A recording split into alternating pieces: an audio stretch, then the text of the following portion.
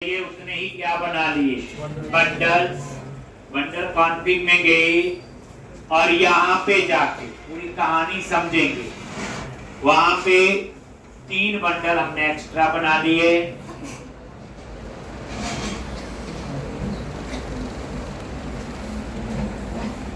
यति, lumen और ठीक।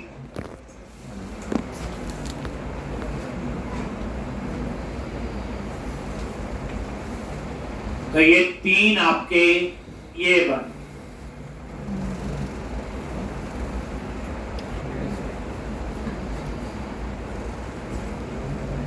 है। उसके बाद व्यूज, शेयर और लेआउट, ये 3 लेआउट बनाए। लेआउट को कॉपी पेस्ट किया, बस उसमें सिर्फ बंडल का नाम हो गया। उसके बाद बंडल अप्लाई करना है।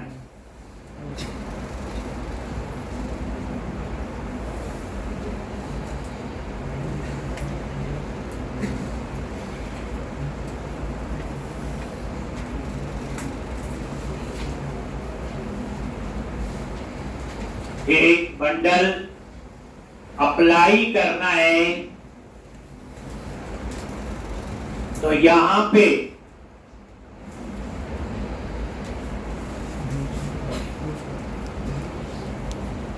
तो उसके बाद मैंने क्या किया था, व्यू स्टूडेंट, और जैसे मैंने बोला था इंडेक्स पे लग से चाहिए, तो मैंने इंडेक्स वाले व्यू पे गया और ये यति वाला ऐड कर दिया। एक फिर मैंने बोला क्रिएट पे लग चाहिए, तो क्रिएट पे जाके अलग मेन जो खेल है इस लेआउट प्रॉपर्टी का याद रखना। तो इन तीनों पे जाके मैंने ये डिटेल पे ये ऐड कर दिया। ठीक, अब ये काम कैसे करता है? जब आप रन करते हो पहले वो व्यू स्टार्ट पे जाएगा और ये लेआउट प्रॉपर्टी काम करेगी। कैसे पता? आप रन करके देख लो। पहले यहां से जो इसका डिफॉल्ट लेआउट है, जैसा भी हमने बनाया हुआ वो कॉल होगा। अभी जो कॉल हुई व्यू स्टार्ट, एक ये व्यू स्टार्ट। ठीक, जैसे स्टूडेंट लिस्ट पे क्लिक किया तो कहां गया? इंडेक्स। जैसे वो इंडेक्स पे गया उस समय इंडेक्स की जो लेआउट प्रॉपर्टी है, पहले तो आपकी व्यू स्टार्ट की लेआउट और वही प्रॉपर्टी क्या होगी फिर ओवरराइड। यानी कि पहले व्यू स्टार्ट की लेआउट और फिर इंडेक्स प्रॉपर्टी सेम है, बट क्या हो गया ये ओवरराइड। बस ऐसे ये काम कर। ठीक, तो इतना मैंने आपको लास्ट लेक्चर तक करवाया था। अब मेरा क्वेश्चन है, मान लो मैं चाहता हूं, ठीक, जो स्टूडेंट कंट्रोलर है इस पूरे पे ही यति लेआउट अप्लाई करना है, क्या करो?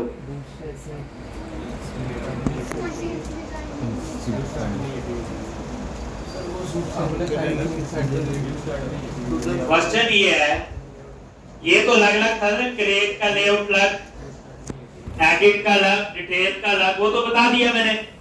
आप रिक्वायरमेंट समझो कि स्टूडेंट कंट्रोलर के ऊपर यति लेआउट ही मुझे चाहिए, एम्प्लॉय कंट्रोलर पे ल्यूमन चाहिए, क्लाइंट कंट्रोलर पे कोई और चाहिए। कैसे करो? जैसे अभी तो मैंने इंडेक्स पे गए और यहां पे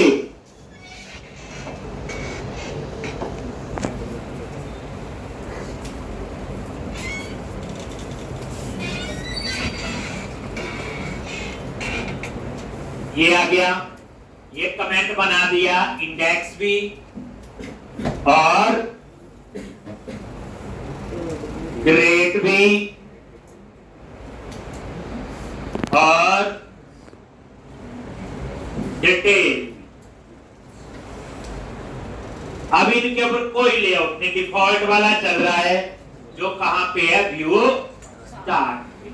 आप देखना चाहते हो देख सकते हो। ये कमेंट बना दिए तीनों जो अप्लाई किए।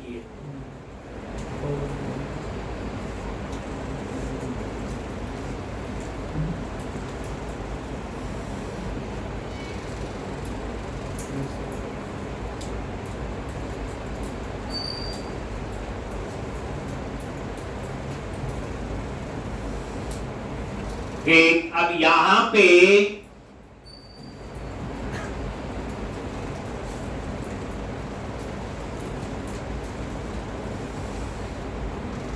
अब ये देखो स्टूडेंट पे तो ये भी वही अप्लाई हुआ, न्यू पे गए तो भी वही, एक डिटेल पे गए तो भी वही। अब मेरी रिक्वायरमेंट है इस पूरे स्टूडेंट कंट्रोलर पे एक ही लेआउट होना चाहिए, यही वाला। क्या करोगे? ठीक, तो क्या करोगे ध्यान से देखना।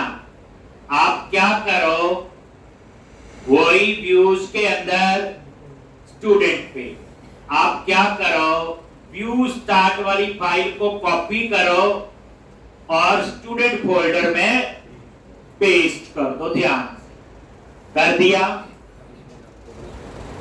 व्यू स्टार्ट को मैंने क्या कर दिया, पेस्ट। और यहां पे पाथ दे दो कौन सी का, लेआउट या टी वाली, जो भी आपको चाहिए।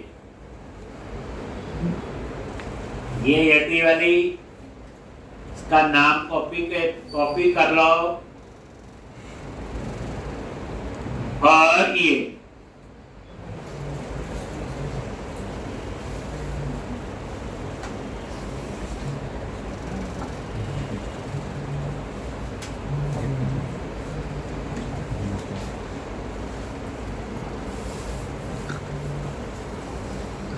ठीक, तो इस तरह से ये कर दिया। अब क्या हुआ, अब ये काम कैसे करेगा, ध्यान से।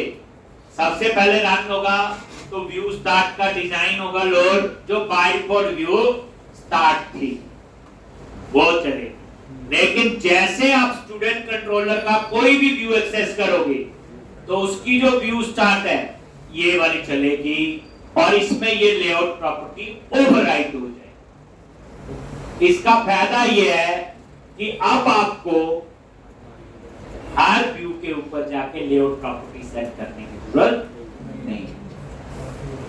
जैसे आप प्रोजेक्ट बना रहे हो, अलग-अलग बच्चे मॉड्यूल होते नहीं होते। एक तो अब मान लो स्टूडेंट मॉड्यूल है, उसके ऊपर ये टी चाहिए, तो मैंने क्या किया, व्यू स्टार को कॉपी पेस्ट किया और ये पाथ चेंज कर दिया।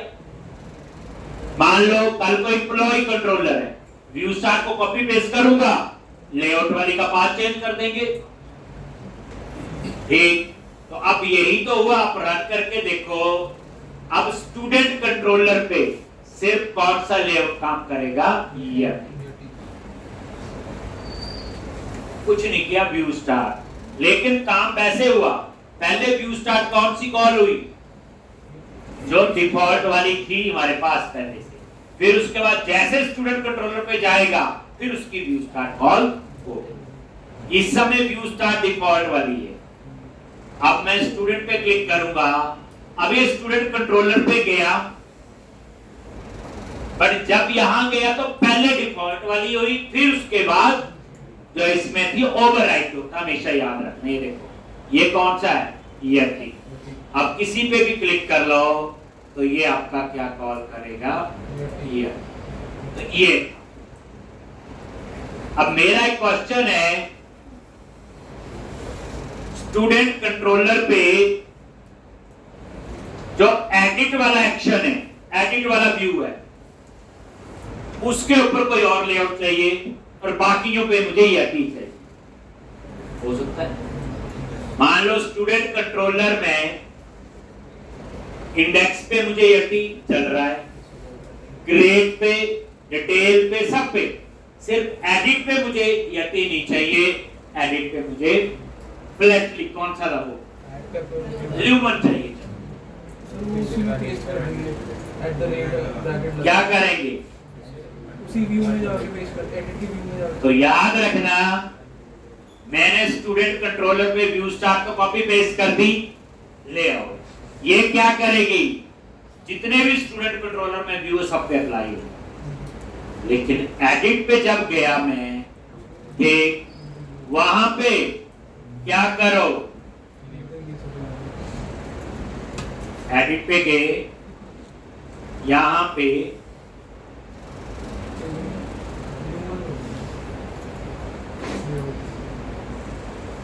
और कौन सी चाहिए?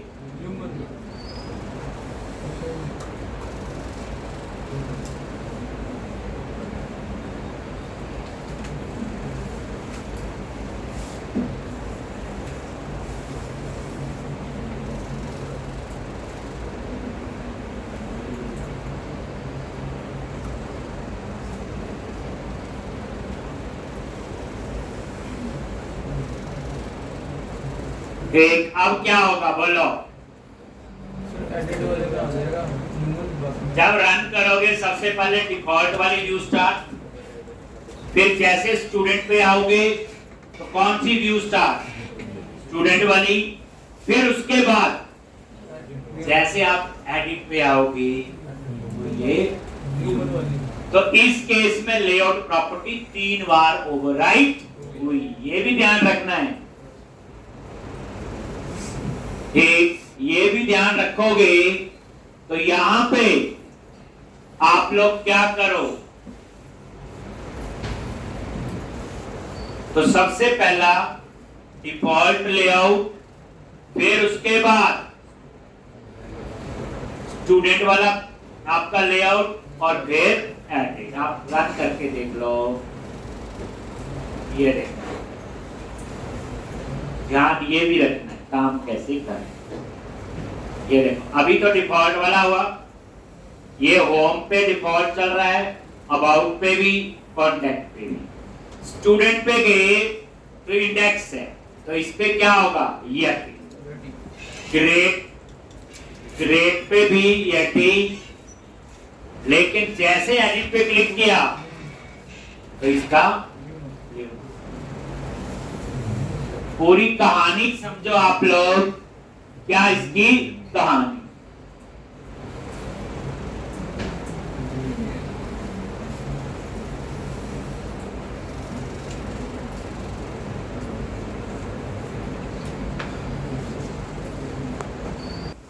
ये आपका ये एक था फ्लो, ये है जी।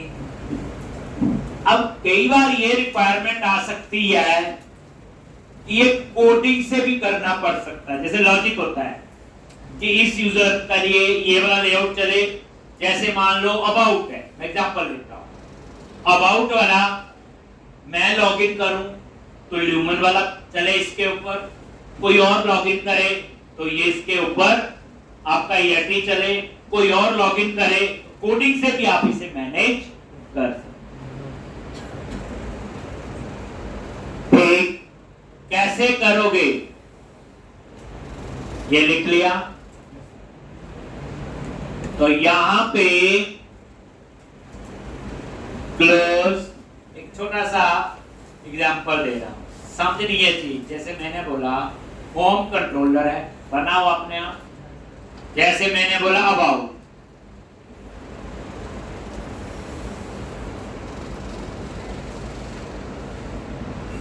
तो अभी कौन सा लेआउट कॉल हो रहा है? डिफॉल्ट वाला ही होगा। अगर मैं यहाँ पे इस व्यू पे भी क्या ऑप्शन होती है, F12 प्रेस किया, व्यू पे गए, ये देखो, एक ये वाला व्यू का नेम दो और मास्टर नेम।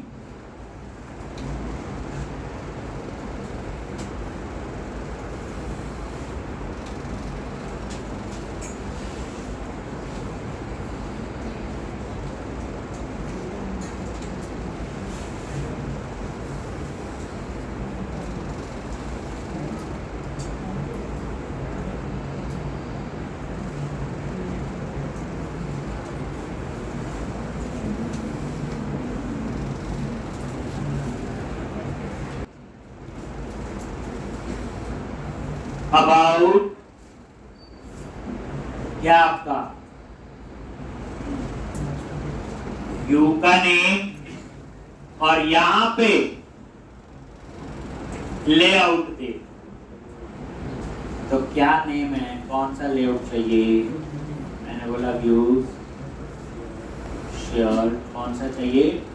ल्यूमन मान लो, यही लेआउट मेरे ख्याल से ऐसे लिख सकते होंगे, मुझे भी पता चलेगा। अब इसका मतलब क्या हुआ कोडिंग से? तो फिर आपका ये वाला लेआउट कॉल है। आप इसको रन करके देखोगे, जैसे अबाउट पे क्लिक करोगे तो इसके ऊपर लेआउट कौन सा होगा? तो जब रिटर्न व्यू कर रहे हो हम उस समय भी लेआउट का नेम कोडिंग से हो गया, इफ लगा देंगे जो चाहिए होगा। पहले चीज को समझो, जैसे अब देखो ठीक है, अब अबाउट पे जैसे क्लिक किया देखो आ गया, कौन सा कॉल हुआ? जी ऐसे कोडिंग से भी कर, कुछ नहीं करने हैं, ये कोई प्रोग्रामिंग नहीं है कि लेआउट है उसे अप्लाई कैसे बनाना आना चाहिए और अप्लाई करना आना चाहिए। वैसे जनरली लेआउट प्रॉपर्टी से काम हो जाता है वैसे, और ऐसे भी हम लोग कर सकते हैं कभी भी। ठीक है जी। अब जो नेक्स्ट मैंने सिखाना है उसमें हमने मल्टीपल टेबल यूज करनी। उस असाइनमेंट में क्या चीज का ध्यान रखना है? Multiple table. देखो मल्टीपल टेबल होंगे तो ड्रॉप लिस्ट वगैरह भी आएंगे। एक टेबल तो हमें आता है, उसमें हम एक चीज का ध्यान रखेंगे जो इसमें मुझे रियलाइज हुआ कि एडिट और क्रिएट दोनों का सेम कोड है, सिर्फ आईडी का फर्क है। तो उसमें हम इस चीज का ध्यान रखेंगे कि एक बार लिख के दोनों के लिए चल जाए। और मल्टीपल टेबल्स, और एक टॉपिक और उसमें ऐड करूंगा, राउटिंग। क्या ऐड करूंगा?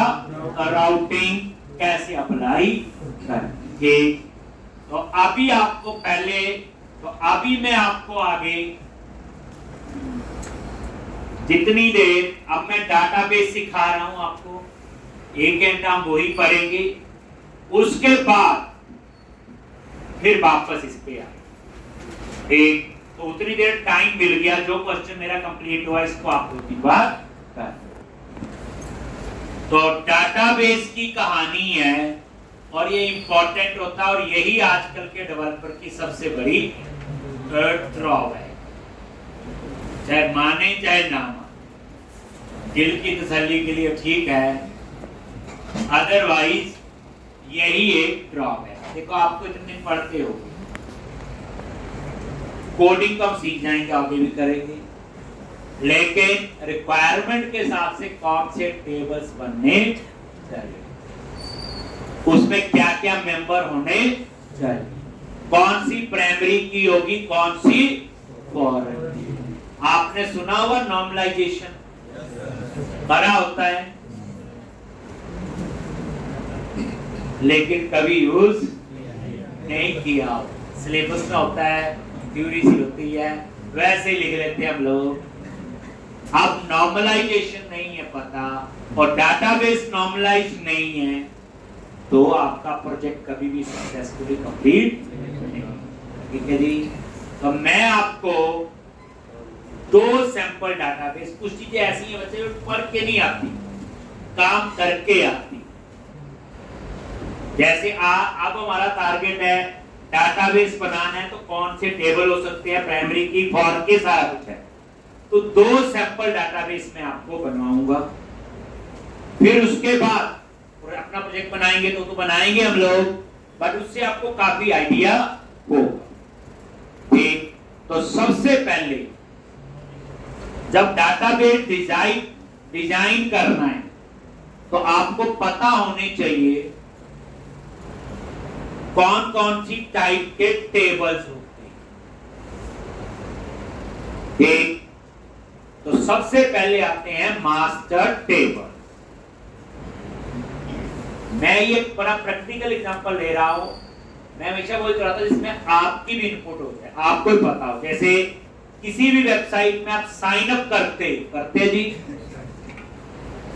तो वहां क्या आता है? Name, address, phone number, email, gender. फिर नीचे एक ड्रॉप डाउन लिस्ट लगा होता है, उसमें कंट्रीज की लिस्ट होती है, कंट्री चूज करते हैं। देन नीचे ड्रॉप डाउन लिस्ट होता है, उसमें स्टेट की लिस्ट होती है। किसकी लिस्ट होती है? स्टेट की। फिर स्टेट चूज करते हो तो नीचे सिटी की लिस्ट होती है। ऐसे ही है। और सबमिट के क्लिक में ये सारी इंफॉर्मेशन कहां स्टोर करते हैं? डेटाबेस। तो यही एक सैंपल डेटाबेस बनाना है। जब किसी एप्लीकेशन में रजिस्टर करते हैं तो उस समय कौन कौन से टेबल्स आपके बन सकते हैं। तो आपने जब साइन अप किया होगा, बाकी name, address, city, phone number ये तो आपको पता है, लेकिन कंट्री के लिए ड्रॉप डाउन लिस्ट होता है। ड्रॉप डाउन लिस्ट से कंट्री चूज करते हो तो दूसरे डाउन लिस्ट में उसकी स्टेट आती है। स्टेट चूज करते हो तो तीसरे में उसकी सिटीज आती है। तो मेरा क्वेश्चन आपसे पहले है, अगर वो कंट्री, स्टेट और सिटी के लिए ड्रॉप डाउन लिस्ट ना लगाएं, वहां सिंपल टेक्स्ट बॉक्स ही लगा दे, तो क्या प्रॉब्लम आए?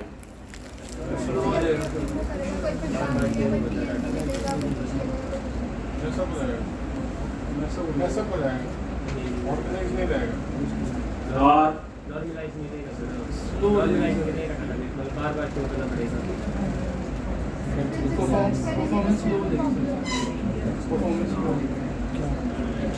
ठीक लगाओ।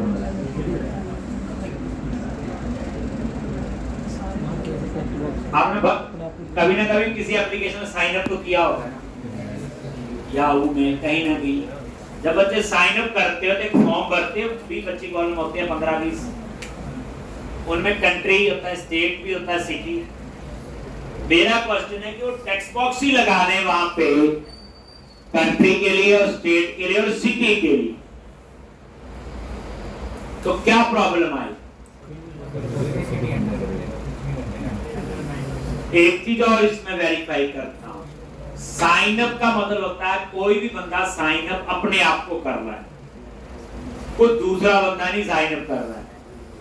अगर हम ये सोचे कि वो स्पेलिंग गलत लिख देगा, देखो जो बंदा अपने आप को रजिस्टर कर रहा है तो अपनी कंट्री के स्पेलिंग भी आते होंगे, उसे स्टेट के भी आते होंगे, नहीं आते होंगे। जैसे कोई बंदा रजिस्टर अपने आप को कर रहा है, अपने आप को करते हैं ना, जैसे याहू में साइन अप करना है तो आपने अपने आप को करना है, तो टेक्स्ट बॉक्स ही लगा दें तो क्या होगा? स्पेलिंग तो आते होंगे, नहीं आते होंगे? आप बताओ। क्योंकि वो रजिस्टर तो अपने आप को ही कर।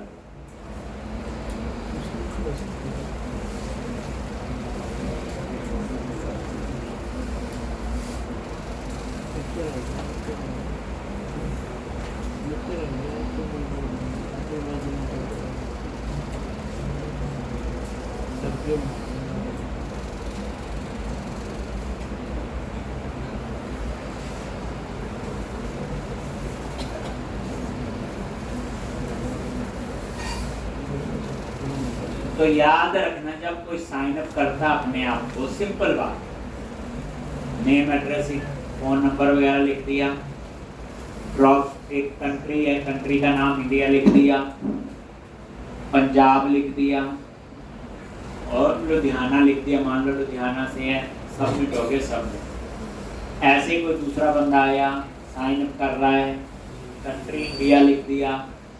अब पंजाब जब लिखना था उसने पीवी डॉट और गलत थोड़ा वो, और उसने लुधियाना लिखना था, शॉर्ट में LTH लिख दिया, चलता है। ऐसे कोई बंदा और आया, उसने साइन अप किया, इंडिया, पंजाब पूरा लिख दिया, अमृतसर लिखना है, SR लिख दिया शॉर्ट में, चलता और गलत नहीं है। ये प्रॉब्लम कब आएगी? जब वो सर्च करेंगे कि लुधियाना से कितनों ने रजिस्टर किया है, तो बेचारे कंप्यूटर को नहीं पता कि LDH भी लुधियाना ही होता है। कंप्यूटर को तो नहीं पता, वैसे तो ठीक लिखने वाले की कोई गलती नहीं है, उसमें होगी प्रॉब्लम ऐसी। अगर ड्रॉपलेट से चूज करेगा तो ये गलती नहीं होगी। वहां LDH भी लुधियाना हो जाएगा, लुधियाना होगा, लुधियाना तो होगा ही।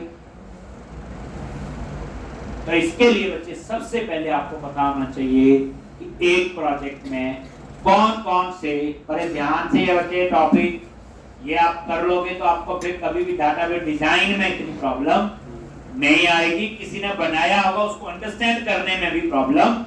दो केस होते हैं, एक आपको बनाना है डाटाबेस, वो थोड़ा सा और अच्छी प्रैक्टिस चाहिए, ये मैं पहले कह देता हूँ, क्योंकि एक प्रोजेक्ट में 100 टेबल बनने हैं, 200 बनने हैं। एक अब एज ए फ्रेशर बच्चा के लिए वो चीज बनाना इतनी आसान बात नहीं है, लेकिन वहां पे सीनियर लोग ने डाटाबेस डिजाइन करवा दिया, 500 टेबल बने हैं, तो उसकी अंडरस्टैंडिंग तो आपको करनी पड़ेगी।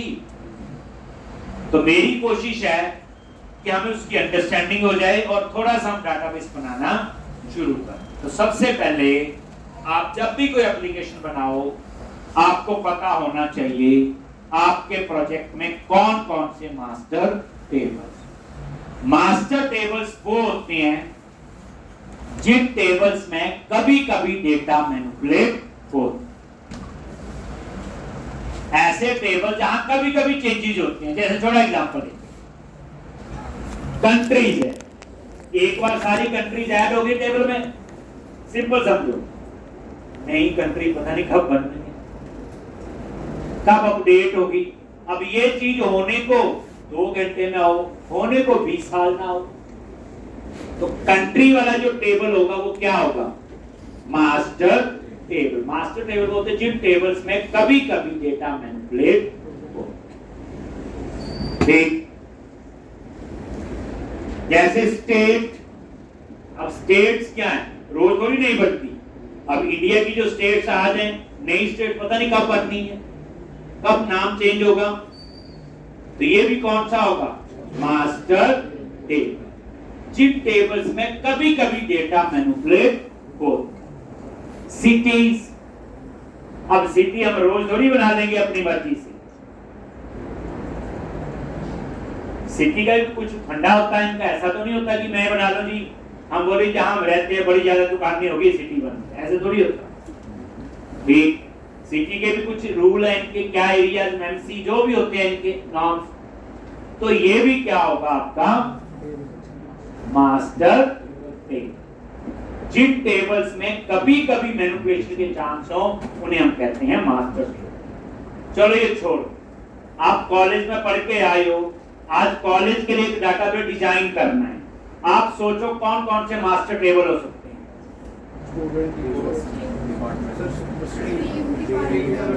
एक, सबसे पहले सब्जेक्ट्स। अब आप बताओ सब्जेक्ट रोज थोड़ी मास्टर टेबल है। स्ट्रीम, रोज थोड़ी स्ट्रीम बनती है कॉलेज में, यूनिवर्सिटी में। एक, तो ये क्या हो गए? Subjects, stream, department. एक, होने को एक चीज साल बाद हो, होने को 5 साल बाद हो। एक, तो ये क्या होते हैं? मास्टर। अब ये आपको सोचना है, ये कहीं ऐसा नहीं होगा जिसके लिए प्रोजेक्ट बना रहे हो उसे थोड़ी बोलोगे बता दो कौन कौन से मास्टर टेबल बनानी है, बेचारे को इतना आता तो आपसे प्रोजेक्ट जरूर बनवाता। हाँ, आप अपने एंगल से पूछ सकते हो, यहाँ ये डिपार्टमेंट जो है, कितने डिपार्टमेंट है आज? वो बोलेगा 6, जो बंदा आपको बताएगा। आप पूछोगे ये 6 कब से हैं, क्या इन फ्यूचर कम ज्यादा हो सकते हैं, कुछ हो सकता है? वो कहता है नहीं, ये तो पिछले 4 साल से 6 ही है, कल को नया आए तो हम उसे कंसीडर करेंगे मास्टर टेबल। यानी हमने पूछना है, हमने डिसीजन लेना है कि मास्टर है कि नहीं। ये सबसे इंपॉर्टेंट पार्ट होता है डाटाबेस शुरू करने से, क्या पता होनी चाहिए? Master table. हमेशा याद रखना मास्टर टेबल ज्यादा होते हैं और नॉन मास्टर टेबल बताऊंगा, ट्रांजैक्शन टेबल आगे तब वो बताऊंगा, वो कम। ट्रेडिंग सबसे पहले हम कंट्री वाले थे, तो मैंने क्या किया, एक टेबल बना रहे टीवी कंट्री, और यहां पे country code, data type in, और इसको बना दो प्राइमरी। कंट्री नेम varchar 50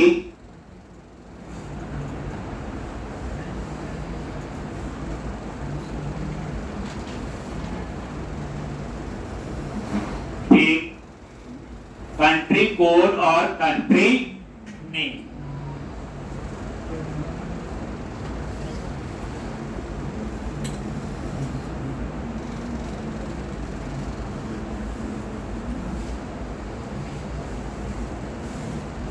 ठीक, कंट्री कोड और कंट्री नेम, ये मास्टर टेबल है। दो ही चीजें होगी, कंट्री कोड और कंट्री का नेम। इस टेबल में कभी कभी डाटा मैनिपुलेट होगा, इसलिए हम इसको क्या बोलेंगे, मास्टर टेबल। दूसरा टेबल क्या है, state, state code, data type in, बड़ा इंपॉर्टेंट लेक्चर है ये। स्टेट कोड, दूसरा क्या आएगा, स्टेट नेम varchar 50। अब ये जो टेबल है ये भी मास्टर टेबल होगा, लेकिन ये स्टेट किसी कंट्री के अंडर होगी। स्टेट किसके अंडर होगी, कंट्री। ऐसे होगा, आप जब ड्रॉपलिस्ट में कंट्री चूज करते हो इंडिया, तो इंडिया की स्टेट आती है, सारी थोड़ी आती है। तो उसके लिए क्या करोगे, यहां पे स्टेट, कंट्री कोड और इसकी डाटा टाइप इन, और इसको हम बनाएंगे फॉरेन की, किसके साथ, कंट्री के अंदर जो कंट्री कोड।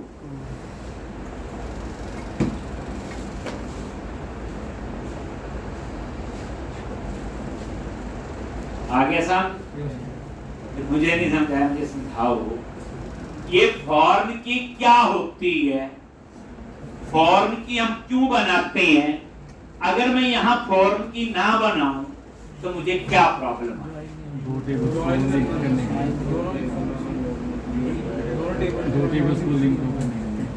दोनों टेबल को जॉइन करने फर्स्ट टेबल की प्राइमरी। चलो मुझे इतना बताओ, मैं ना बनाऊं फॉर्म की तो क्या प्रॉब्लम आएगी।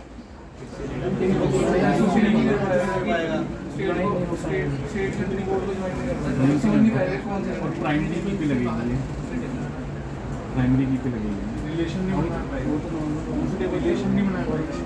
ये रिलेशन क्या थी,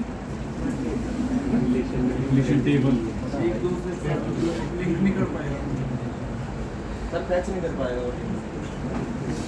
ये कहाँ लिखा हुआ कि ज्वाइन के लिए, रिलेशन बनाने के लिए फॉर्म की बनानी पड़ेगी, वैसे जनरली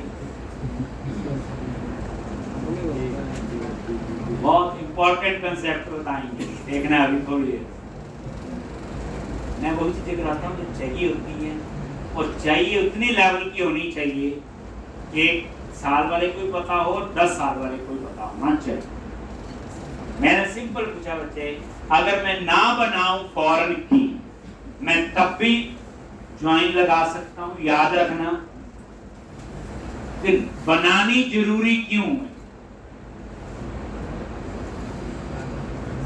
तो ध्यान से समझना पहले। ठीक, देखो हमने तो पढ़ा हो, मैं ये नहीं कह रहा हूं, बोल आप ठीक रहे थे, बस कंफ्यूजन ये थी कि आपको ही उस चीज का मीनिंग नहीं पता था। आपको बुक की लाइन पता थी कि फॉर्म की 2 टेबल में रिलेशन बनाने के लिए यूज होती है, मेरे ख्याल से मैक्सिमम के माइंड में यही था।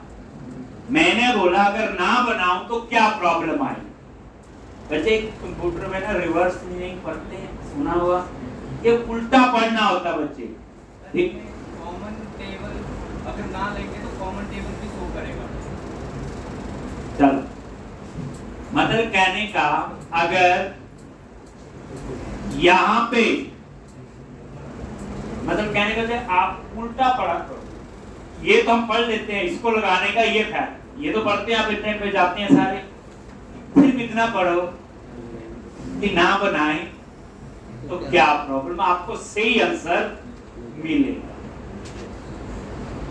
सॉल्यूशन नहीं, आंसर अपने आप ही मिल जाता है।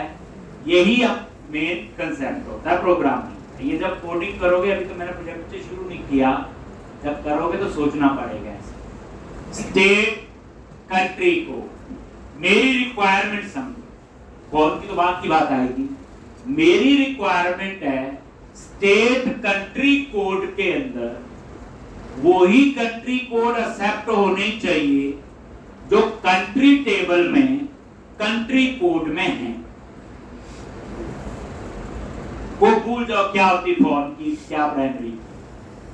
मेरी रिक्वायरमेंट है स्टेट कंट्री कोड में सिर्फ वही कंट्री कोड एक्सेप्ट होने चाहिए जो कंट्री टेबल में कंट्री कोड में है। अब इसका लॉजिक समझो। मान लो मैंने अभी 5 कंट्रीज डाली, तो कंट्री कोड मान लो 1 2 3 4 5 बस। तो यहां पे कंट्री कोड 1 एक्सेप्ट हो सकता है, 2 3 4 5। कोई कंट्री कोड 6 लिखे तो मुझे इमीडिएट एरर दे कि भाई 6 तो कंट्री कोड है ही नहीं, आप गलत एंटर कर रहे हो। 6 तो कंट्री कोड है ही नहीं, जो कंट्री कोड है ही नहीं और आपने वो कंट्री कोड यहां डाल दिया तो डाटा सारा ही फेल हो गया। थोड़ा थोड़ा नहीं होता, पूरा ही फेल एक छोटी सी गलती से। तो अब हमारी रिक्वायरमेंट है स्टेट कंट्री कोड में वही कंट्री कोड एक्सेप्ट होने चाहिए जो कंट्री टेबल में कंट्री कोड में है। तो इसके लिए हमें इसके ऊपर कोई ना कोई वैलिडेशन लगानी पड़ेगी, कोई ना कोई कंस्ट्रेंट अप्लाई करना पड़ेगा। अब उसके लिए जो कंस्ट्रेंट हमारे पास बना हुआ उसका नाम है फॉरेन की। रूल ये है फॉरेन की values must match with the primary की वैल्यू। यानी ये फॉरेन की वैल्यू जो है ये मैच होनी ही चाहिए। अगर नहीं मैच होती तो मुझे वो एरर दे दे, तो उसके लिए मुझे क्या अप्लाई करना पड़ेगा, फॉरेन की कंस्ट्रेंट। कौन सा कंस्ट्रेंट, फॉरेन की। नहीं तो ना बनाओ, कोई फर्क नहीं, पर डेटा गलत एंटर हो जाएगा नहीं बनाने से। तो फॉरेन की क्या है, एक कंस्ट्रेंट है, एक वो वहां वही डाटा एक्सेप्ट करेगा जो प्राइमरी की बनाई। That's why फॉरेन की values must match with the primary की वैल्यू। और इसको हम कहते हैं रेफरेंशियल इंटीग्रेशन। क्या बोलते हैं, रेफरेंशियल इंटीग्रेशन भी कहते हो। क्या कहते हो, रेफरेंशियल इंटीग्रेशन।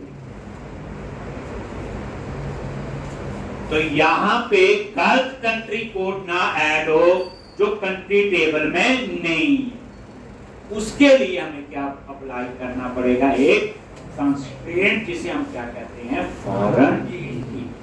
और फॉरेन की values must match with the primary की।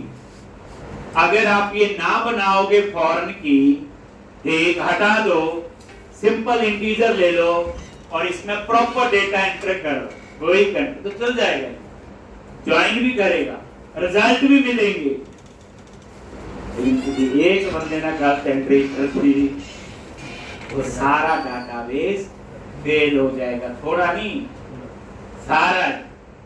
तो इसलिए फॉरेन की जो है इसका कंस्ट्रेंट है, ये जिस कॉलम पे आप अप्लाई करोगे उस पे वही वैल्यू एक्सेप्ट होगी जो उसके प्राइमरी की कॉलम में है। इसलिए हम इसको क्या अप्लाई करते हैं, फॉरेन की कंस्ट्रेंट। नेक्स्ट, फॉरेन की एक टेबल पे मल्टीपल हो सकती है, याद रखें। जैसे प्राइमरी की एक टेबल पे एक हो सकती है, बट फॉरेन की एक टेबल पे मल्टीपल हो सकती है।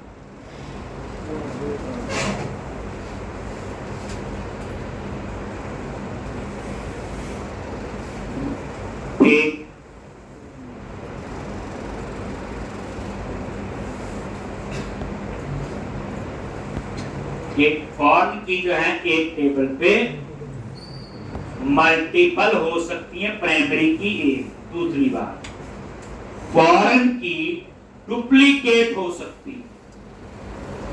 जैसे अब एक कंट्री के अंदर 20 स्टेट डालनी है तो सबका कंट्री कोड सेम होगा। मान लो इंडिया के अंदर आपने 20 स्टेट डालनी है तो सबका कंट्री कोड सेम होगा। इसलिए जो फॉरेन की है वो डुप्लीकेट हो सकती है और फॉरेन की जो है वो नल भी हो सकती है। याद रखना ये फॉरेन की जो है वो नल भी हो सकती है। ठीक, अब आप एक और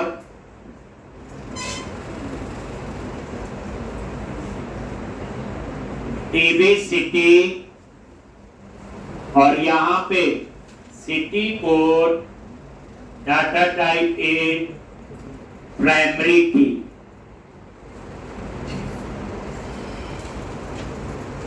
सिटी नेम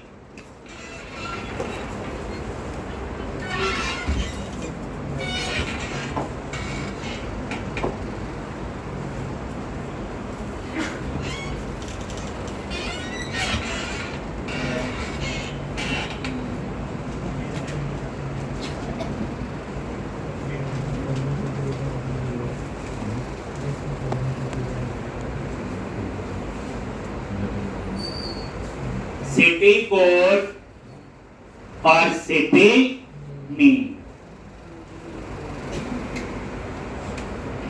और सिटी जो है वो स्टेट के अंदर है। City state code data type a foreign की और यहां पे टीबी स्टेट और स्टेट कोड। अब अगेन रिक्वायरमेंट वही, सिटी स्टेट कोड में वही स्टेट कोड एक्सेप्ट होनी चाहिए जो स्टेट के अंदर जो स्टेट हो। ठीक, और यहां पे उसके अलावा कोई और स्टेट कोड डाले तो वो क्या करें हमें, देन हम इसको क्या बनाएंगे, फॉरेन। ठीक, अब उसके बाद सेम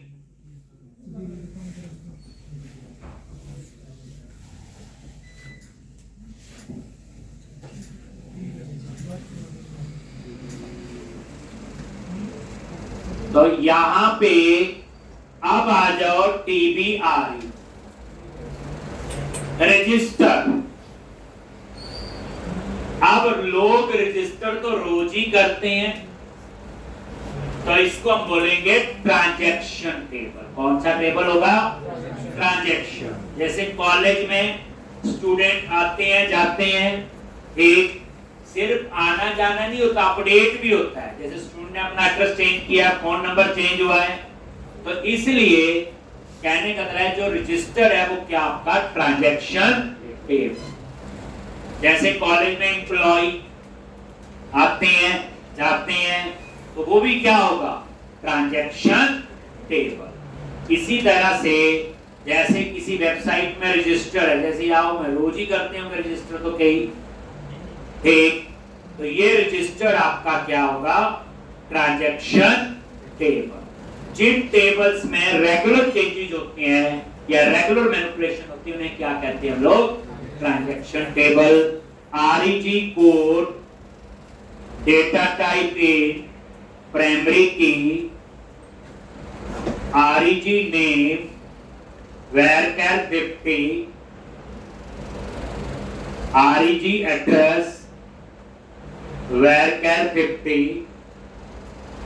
जिसने रजिस्टर किया उसका कोड, नेम, एड्रेस, ईमेल। मैं ज्यादा कॉलम नहीं लूंगा इसमें, वो तो पता ही है, जितने मर्जी ले लो।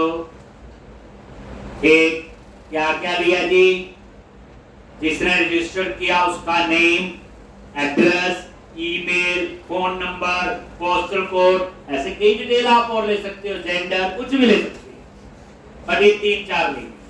मेन कॉलम ये है REG सिटी कोड, जिसने रजिस्टर किया वो कौन सी सिटी से बिलोंग करता है, तो यहाँ पे सिटी कोड वही होने चाहिए,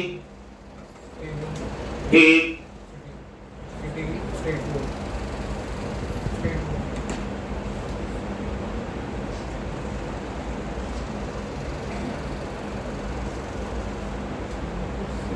सिटी कोड है सिटी कोड सिटी बस, यानी कि आरईजी सिटी कोड में वही सिटी कोड आने चाहिए जो सिटी टेबल में है। तो ये सिटी टेबल में जो सिटी कोड है ये प्राइमरी की है, और आरईजी सिटी कोड को क्या बना दूंगा मैं, फॉरेन की, ताकि वही सिटी कोड एक्सेप्ट हो जो सिटी वाले टेबल में है। जो सिटी वाले में नहीं है वो एक्सेप्ट नहीं होने। इंपॉर्टेंट है। अब असली और पिक्चर पे आए। तो ये 4 टेबल मैंने बना, फॉर्म की आपको बताई, बाकी तो कोई ऐसा मेजर नहीं। अब असली जो है, अगर ये 4 टेबल हमें समझ आ गए, आगे जी सच में देख लो, अभी पक्का लो फिर। अब ये 4 टेबल आपके जो वहां सीनियर डेवलपरों का बता देगा, क्योंकि हम तो जूनियर, हमें तो अभी डेटाबेस के इसमें नॉलेज थोड़ा है। आपको बनाने तो आपको पड़ेंगे, बना दिए प्राइमरी की फॉर्म, आपने डेटाबेस अंडरस्टैंड कर लिया, अंडरस्टैंड भी हो गया। अब आगे का जो क्वेरीज है वो तो आपको लिखनी है। जैसे अब मेरी यहाँ पे रिक्वायरमेंट है, जिसने रजिस्टर किया मुझे उसका नेम डिस्प्ले करना है, उसका मुझे address,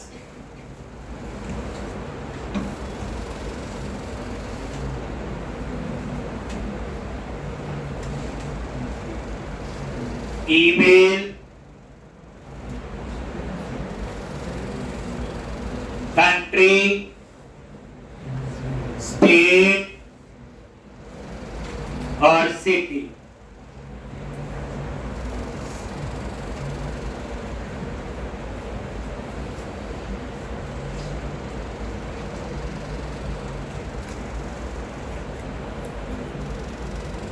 name, address, email, country, state और सिटी। जिसने रजिस्टर किया मुझे उसका नेम चाहिए, उसका एड्रेस चाहिए, उसका ईमेल चाहिए, उसकी कंट्री का नेम चाहिए, उसकी स्टेट का नेम चाहिए और उसकी सिटी का नेम चाहिए। याद रखना, नेम चाहिए। तो आपको अब एक सिंगल सीक्वल क्वेरी लिखनी है और ये रिजल्ट मुझे दे।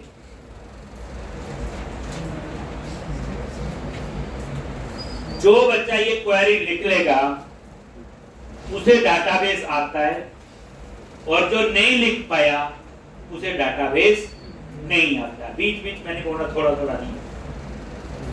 क्वेश्चन समझ आ गया?